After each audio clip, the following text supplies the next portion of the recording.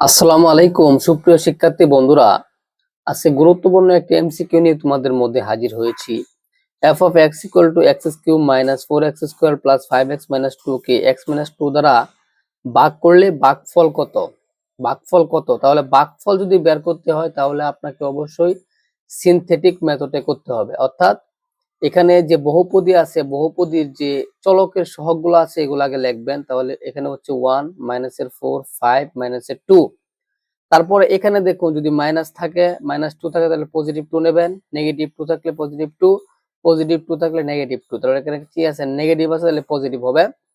তাহলে a1 প্রথমে নামায় দিবেন 1, a1 এর সাথে 2 গুণ করবেন, a1 এর সাথে 2 গুণ করবেন তাহলে 2 হয়। তারপরে এই মাইনাসের 4 এর সাথে 2 যোগ করবেন, যোগ করলে কি হচ্ছে -2। তারপরে এই -2 এর সাথে আবার 2 গুণ করবেন তাহলে কত হচ্ছে -4।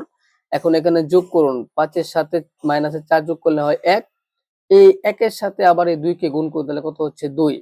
তাহলে উপরে হচ্ছে পজিটিভ -2, নিচে হচ্ছে +2, তার মানে হচ্ছে 0।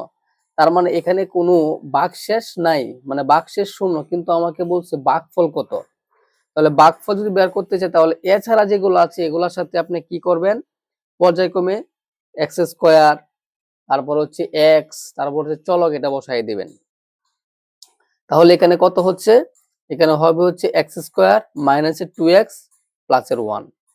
এটা হচ্ছে ভাগশেষ, সরি এটা হচ্ছে ভাগফল, এটা হচ্ছে ভাগশেষ। তার মানে হচ্ছে x square minus 2x plus 1। তাহলে এটা অপশনে কোথায় আছে দেখুন, অপশনে ক নাম্বারের মধ্যে আছে, x square minus 2x plus 1। তাহলে আমার অ্যান্সার হচ্ছে ক।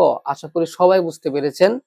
তো আপনাদের একটা রিকোয়েস্ট করব, আমার চ্যানেলটিকে অবশ্যই আপনারা সাবস্ক্রাইব, তারপরে ফলো দিতে ভুলবেন না, আর বেশি বেশি শেয়ার করবেন। সবাইকে অসংখ্য ধন্যবাদ। আসসালামু আলাইকুম।